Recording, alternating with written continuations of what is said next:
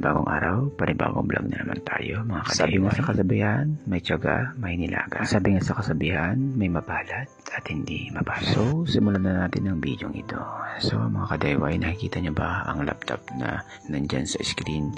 Yan lang po ang pangarap namin na magkaroon ng laptop na yan. Kaya po, kami bumili at dumating na. Binubuksan mga ka-DIY ang dumating na parcel na galing po sa supplier ng laptop.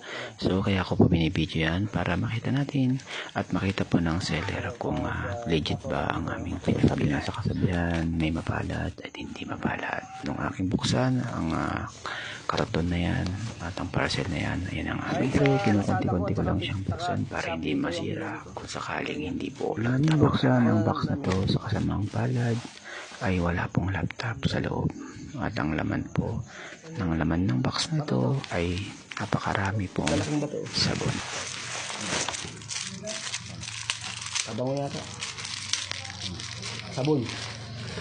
Dito tayo sa GNT San Mateo. Ayan. So, i-report natin yung seller ng the seller po ng isang netbook, mini netbook na hindi po siya legit, no, hindi siya legit. Kumbaga ang laman po sa loob is sabon. So i-try po natin sa GNT kung ito ay maibabalik pa yung pera o hindi na. So awareness sa mga guys natin dyan, na mga madam and sir natin dyan, na huwag kayong agad-agad na bibili kung hindi po legit na seller at wala pang nakabili, no. May nakabili pero hindi naman sa TikTok seller kayo bubili, TikTok lang siya na link lang. Wag po, no, wag po kayo magki-click ng link kasi phishing site yan or scam yung mga yan, o lalo na sa Facebook, no.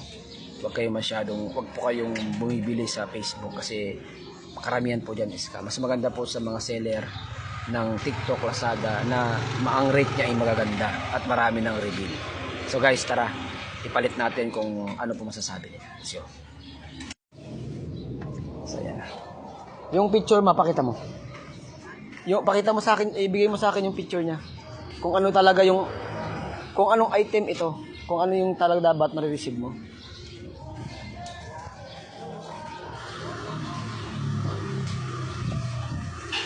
Hello, good morning. Ay, saan si admin nyo? May admin, yung admin nyo. Ay, kayo pa admin? Yes. Ay, maripakon nga ito, sir, kung paano ang concern nito. Kasi yung jowa ko nagkuhan sa TikTok ngayon, sa picture laptop o mini laptop, so yung presyo mababa, no, sa TikTok na gano'n, sir? Oh, hindi siya seller, link lang doon siya nag-fill up. So binigyan niya yung details as a COD. Ngayon dumating na siya. So, nandun si Mariano. Kilala si Mariano, yung career nyo? Ay, yung tao nyo rito? Hindi, sir. Nagpapang din ako. May concern din ako. Ay, concern ka rin. Oh. Si Mariano, sir, kilala mo? Nakita niya habang binibidyo ito. Kasi, siyempre, bibidyoin mo yung isang product kung talagang legit. Yan. Ngayon, sabon ang laman. Sir, yung ukay. Ayun lang. Ang naka-picture, Seat cover. seat cover. Seller din ang pinagkuhanan mo? Sir, doon sa TikTok, Facebook, oh, yun. Kayo, sir, saan naman sa inyo? Link sa TikTok. TikTok? Link sa TikTok siya. Bali, hindi siya seller. Kasi kung seller siya, pwede mong i-refund doon sa... Ano rin yun, sir? Seller Pwede. din yun. Kumbaga, di ba? Seller din. Nag-apply sa inyo as a seller pala. As a COD, di ba? Bali, pag sa link kasi, sir, may nag-chat pa rin ba sa inyo?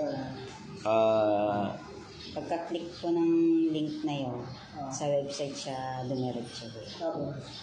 Tapos, mag-fill up ka ng COD. pang COD.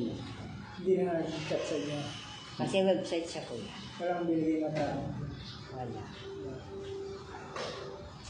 Pero alam ko dito, sir, kasi as a seller din ng GNT, seller ako ng GNT, so TikTok affiliate ako at saka TikTok seller din ako ng Shopee, Lazada. Merong kwan yan, di ba? Application din sila para maka-apply ng COD. Kasi nag-apply ako sa inyo, nag-BIR ako eh. Nag-send ako ng GNT lahat ng form. Sir. Sinend ko. So, madidetect natin to. Sir. Kasi as a seller, may pangalan siya dito. Yan ang seller niya eh. Kasi tignan mo, sir. May GNT rin po ako.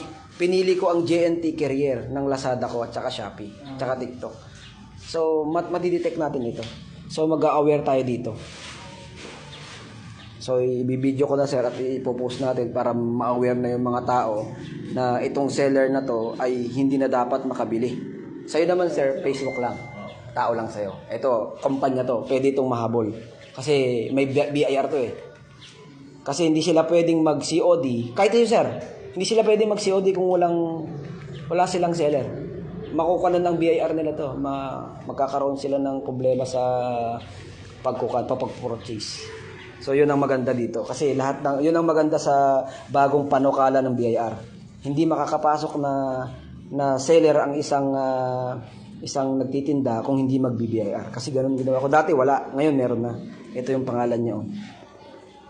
Ito, MNTCH. Ayan.